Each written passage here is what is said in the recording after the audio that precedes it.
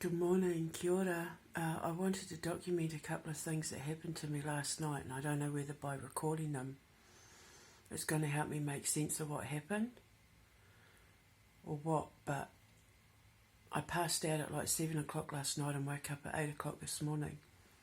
I woke up briefly to talk to my friend and to go to the bathroom because of these incidences that woke me up. But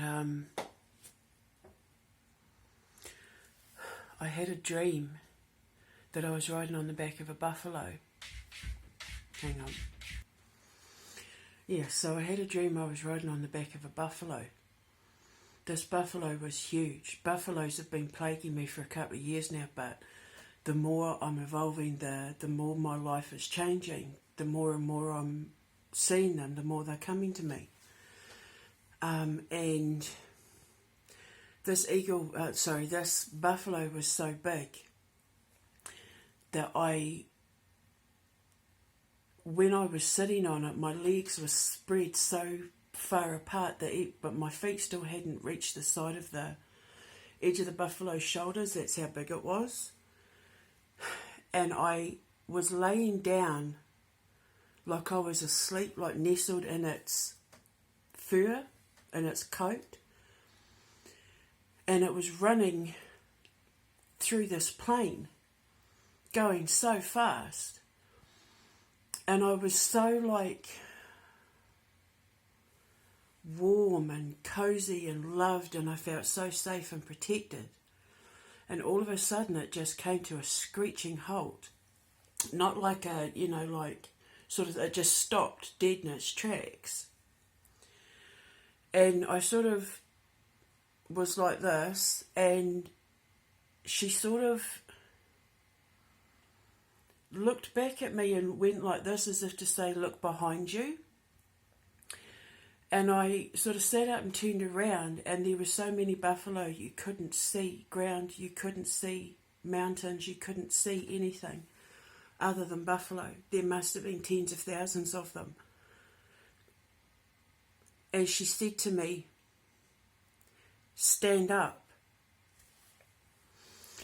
So I stood up on the back of her, facing the opposite direction where she told me to look. And all of a sudden, other people that I knew were standing up on the back of these buffalo.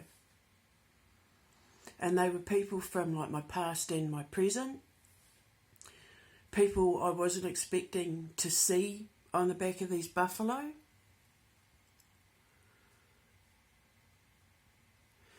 And she said to me, now you must choose.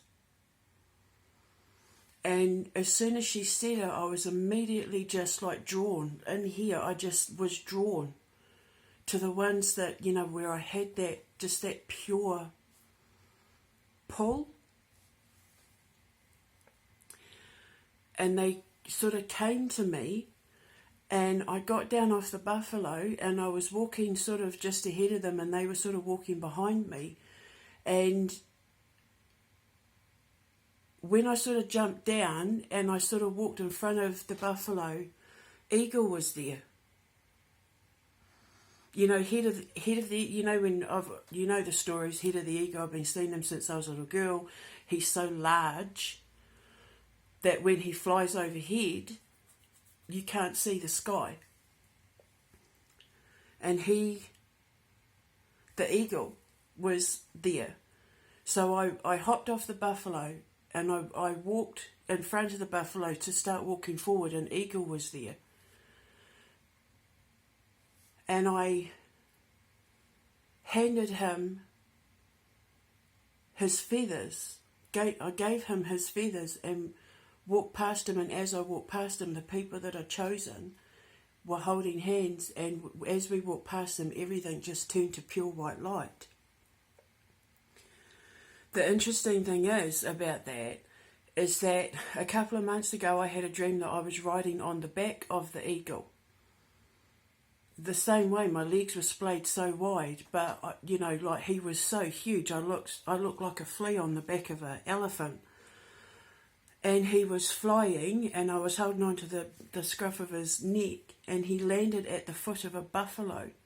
And I got off the eagle, and when I got off him, I had some of his feathers in my hand.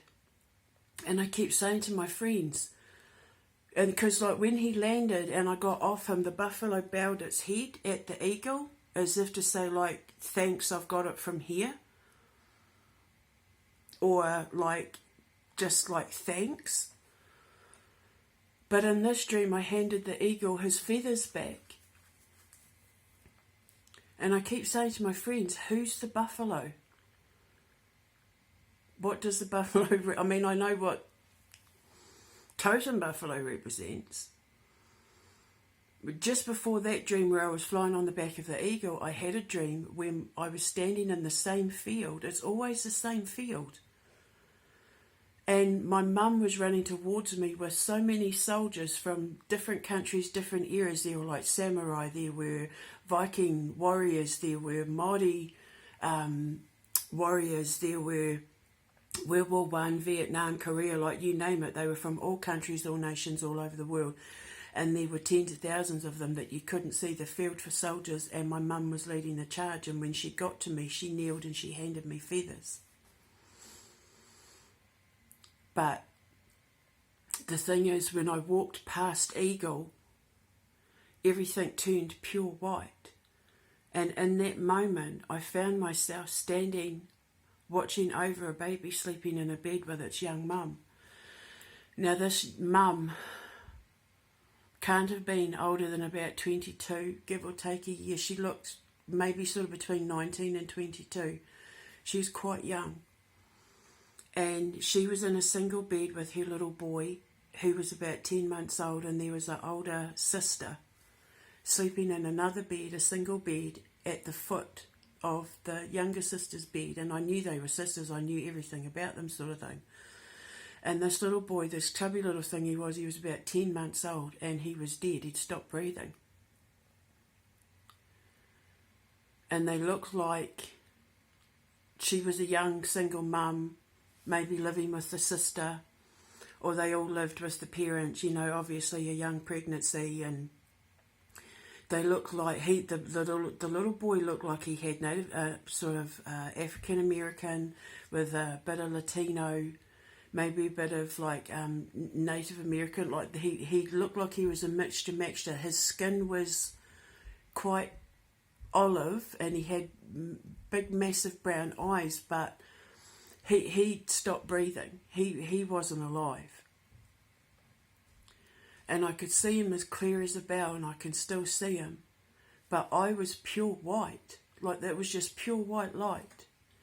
And I bent down and I breathed into him and nothing happened. And so I just took it, like I opened his mouth and I just went, and just breathed as hard as I could. And he woke up like having this seizure, and his eyes were going like this, and he was like, you know, jolting in the bed, and he was having like a seizure. The seizure sort of like, it was like when I breathed into him, the neurons in his brain started firing, and he was, you know, seizing himself alive again. And his mum woke up and realised what was going on, and I just said to her in my head, don't panic, just call an ambulance. And she dived out of the bed to call an ambulance, and the older sister woke up and grabbed the little boy. And as he was sort of, you know, trying to get all neurons firing in his brain again, he just sort of looked straight at me. And then I woke up.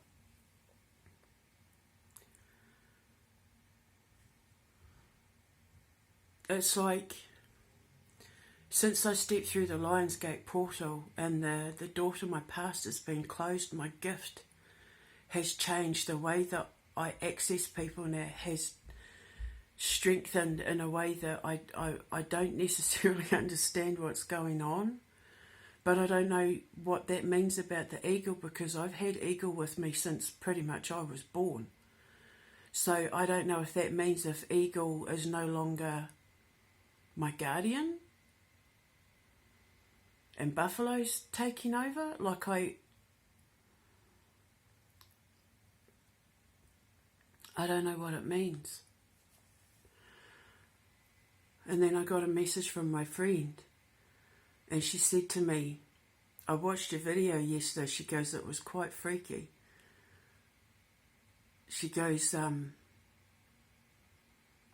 you're like a silent assassin. And I said to her, that's why I say I'm like a Persian assassin. I said it's called the mastermind.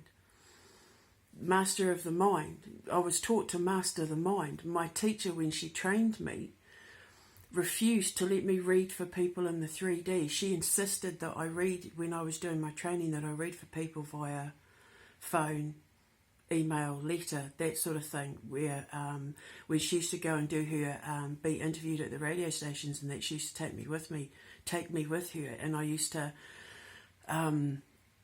she used to make me read off the energy of the people calling in, and we'd discuss what I'd felt and picked up in that for the people that were calling in to talk to her.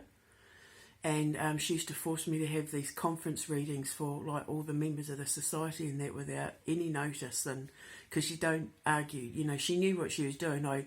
She knew exactly what she was doing because she had the prophecy. She knew exactly how to train me, and she taught me to sense and to heighten the senses of my mind. And I was saying to my friend, because of that, it's how I'm able to read people's binary code. All I need is a text message, a DM, a photo, an email, a letter. I don't need to see the person in the 3D. All I need is that first bit of contact and I'm in. I can read their code like boom, like that. So,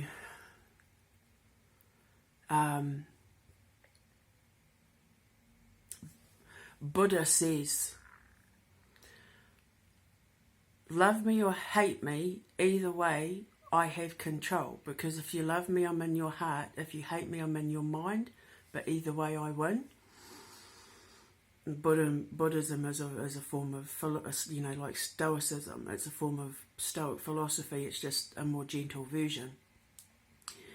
And it's absolutely true. Because if someone dreams about me or thinks about me, or if I'm able to evoke like an emotion in them, it means I've gotten into their mind. It means I've got access. All I need is a text. All I need is for someone to contact me now, and boom, I'm in. I have access. And I said to her, the only thing that stops me from being dangerous with it is the fact that I had my ascension. Otherwise, it's like I keep saying, I could just like stop someone from breathing if I wanted to. Like if I was dark side, if my ascension hadn't have taught me patience and, you know,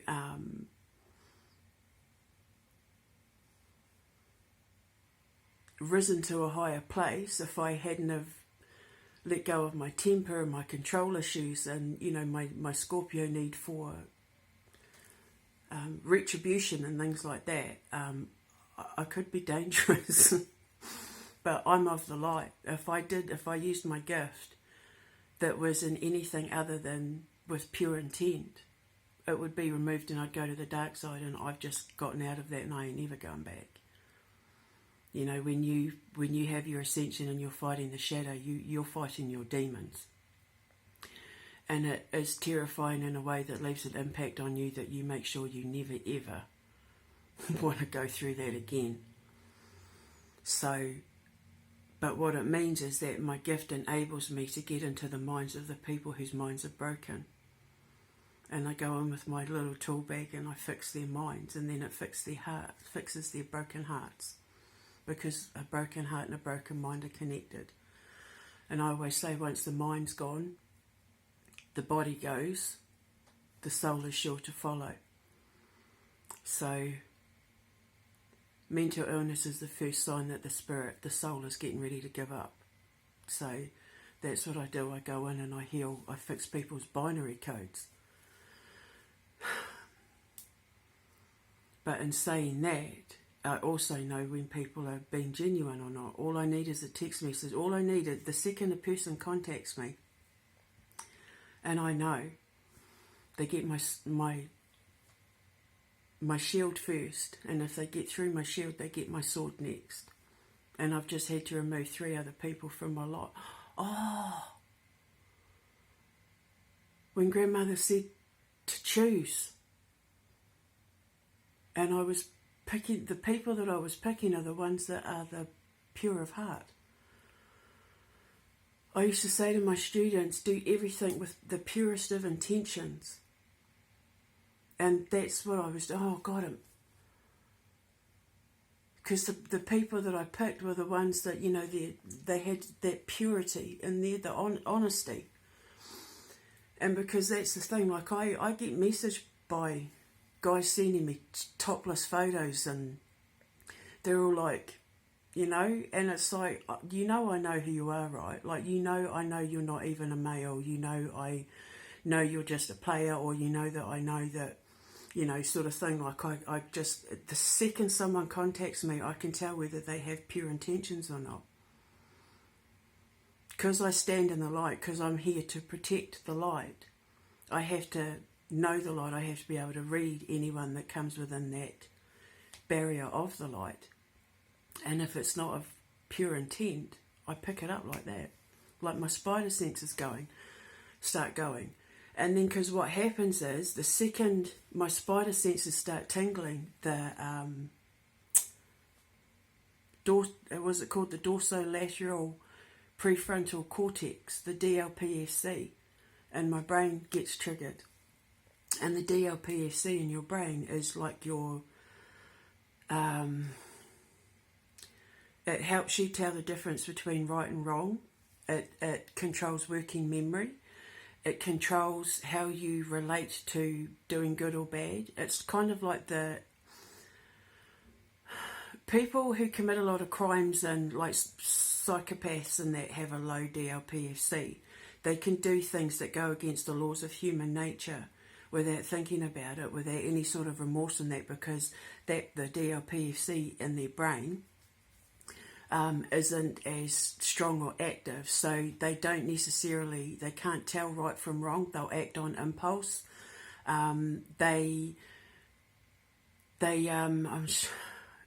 Working memory, telling right from wrong, doing good from bad, you know, that sort of thing. Your sense of justice. So if it's low, you do things, you can hurt people and you can commit crimes and that without thinking about it. But my DLPFC is really strong. So if I sense any kind of impurity or malcontempt or any sort of fakeness, it triggers the DLPFC in my brain, and it starts there, and it goes right to my pineal gland. And then I become like a spider on a web. And I sit and I watch, and I just wait for triggers. And then the second I know that there's any kind of distrust or, you know, fakeness in that, that's when my sword comes out. Pew, off with their heads, without hesitation. Because I've got children to protect. And now I understand why I was trained the way I was, because I needed to know all of this. Because I've already had people try and contact me to figure out how I've made sugarless chocolate and how I've made sugarless cakes and candy, and, well, sugarless cakes and cookies, and that I'm going to make sugarless candy. Thinking that because they know me, because like we've done work in the past, or, you know, stuff like that, that I'm just going to be, oh yeah, you know, like some of these recipes have taken me well over a year to perfect and figure out. Like, I'm just going to hand my family fortune, you know, my legacy, I'm just going to hand it to people because, like, one time we had a beer, or one time, you know, we did a thing.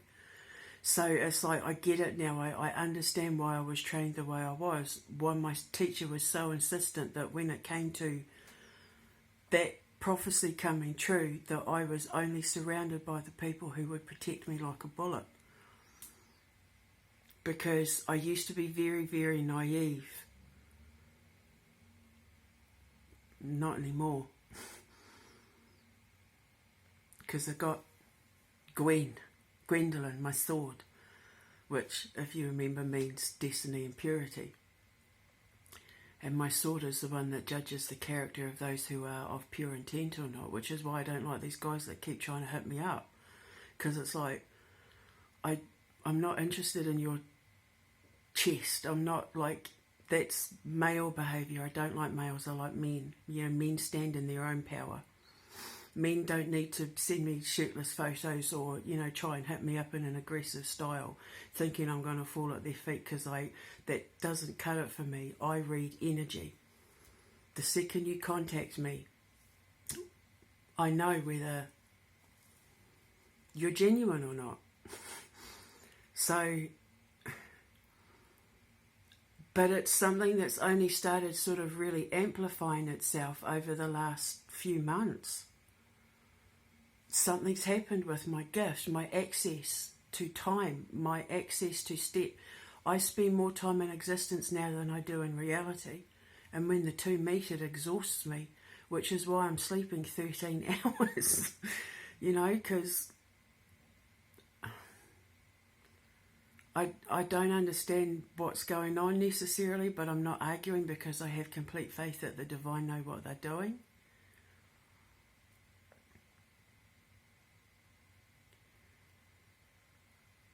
I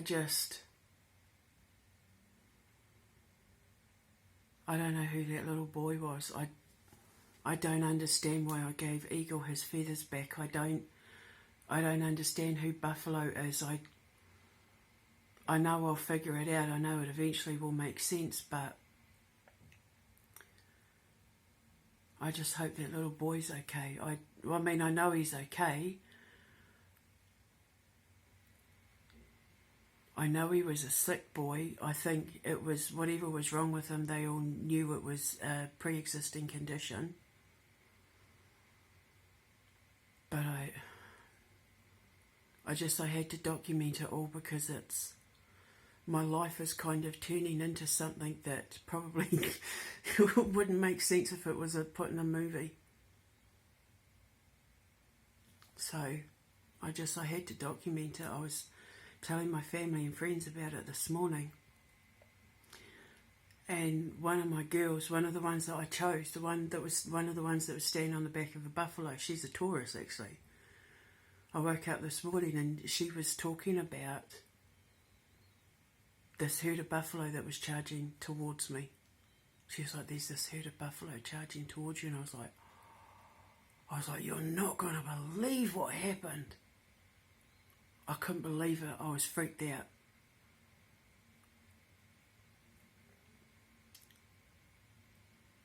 We have this connection that it's freaky.